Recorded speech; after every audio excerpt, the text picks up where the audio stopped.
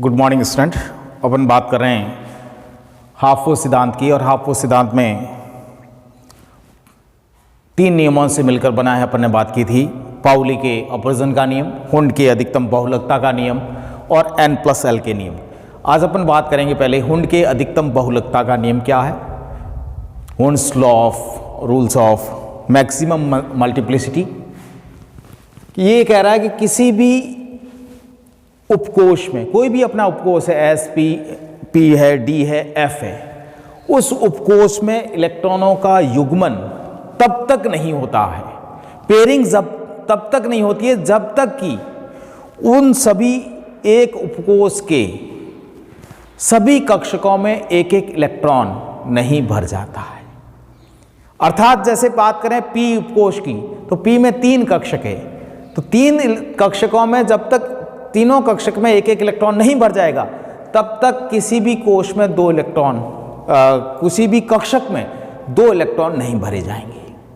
अर्थात पेयरिंग जब तक नहीं होगी जब तक सभी इलेक्ट्रॉन हाफ फिल्ड नहीं हो जाते, अर्धभरित नहीं हो जाते, या इसमें अर्धभरित की जगह बात करें तो एक एक इलेक्ट्रॉन नहीं भर जाता, तब तक ऐसा नहीं होगा। मोस्टली अपन जैसे बात करें नाइट्रोजन परमाणु की, 7 उसमें इलेक्ट्रॉन रहते हैं। 2 तरीके से संकेतांक से उसमें व्यक्त कर सकते हैं। पहला कक्षक है 1s2, 2s2, s में 2 भरते हैं, पहले 1s में 2 भर गए, फिर 2s में 2 भर गए। उसके बाद आता है 2p, ऊर्जा के क्रम के अनुसार। 2p में बात करें तो यहाँ पीछे इलेक्ट्रॉन रख 2 और 2 4, पीछे रह गए 3 इलेक्ट्रॉन, तो अपन यहाँ लिखते हैं 2p3। अब ये भरे कैसे जाएंगे? 2p3 की बात करें तो p में 3 कक्षक हैं,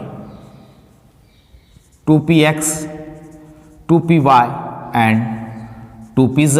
हुंड का नियम ये कहता है कि जब एक ही उपकोष, जो p उपकोष है मान लो इसमें बात करें, तो उसमें इलेक्ट्रॉनों का युग्मन तब तक नहीं होगा जब तक इन तीनों में एक एक इलेक्ट्रॉन नहीं भर जाता।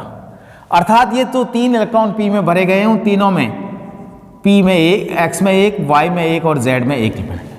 ऐसा नहीं होगा कि पहले में 2 भर जाए और दूसरे में 1 भर जाए, ये क्रम नहीं रहेगा।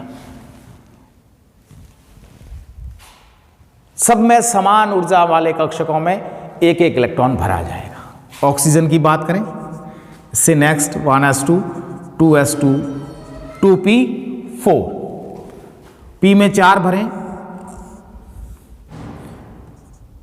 px, py, pz।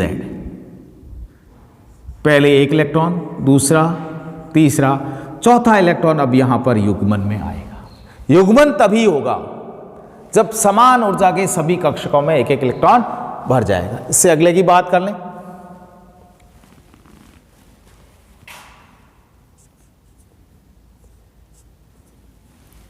फ्लोरीन की, 1s2, 2s2, 2p5।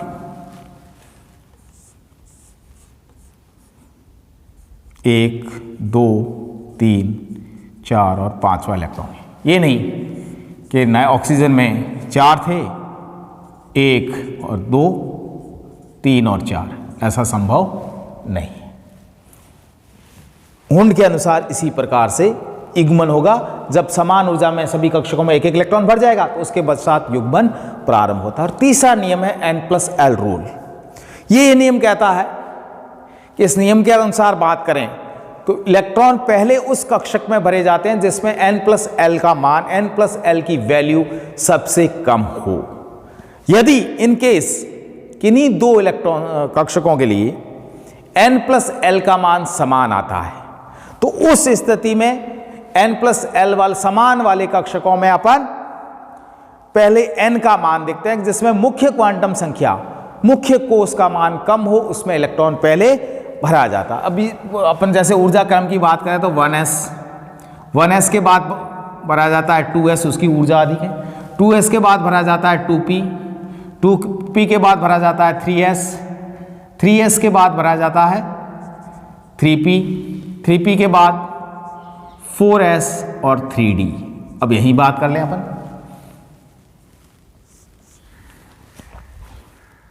4s and 3d, अर्थात तीसरे उपकोष से पहले 4s, चौथे उपकोष का एस उपकोष में इलेक्ट्रॉन भर रहे हैं। क्यों? n+l का नियम कहता है 4s के लिए n+l की बात करें, n का मान हो गया 4, s के लिए l की वैल्यू 0, तो टोटल हो गई 4। 3d के लिए बात करें, n का मान हो गया n+l के लिए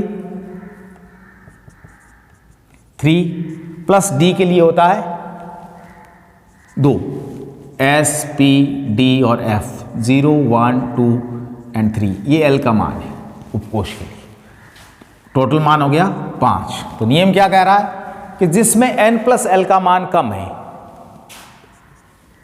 वो इलेक्ट्रॉन उसमें कक्षक में इलेक्ट्रॉन पहले भरे जाएंगे, अर्थात 3d से पहले 4s भरता है क्योंकि उसके लिए n+l की वैल्यू कम है।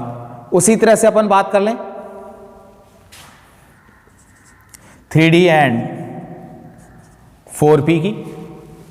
3d के लिए अभी अपन ने निकाला n+l का मान कुल है 5, इसके निकाल देते हैं 4 + 1 5।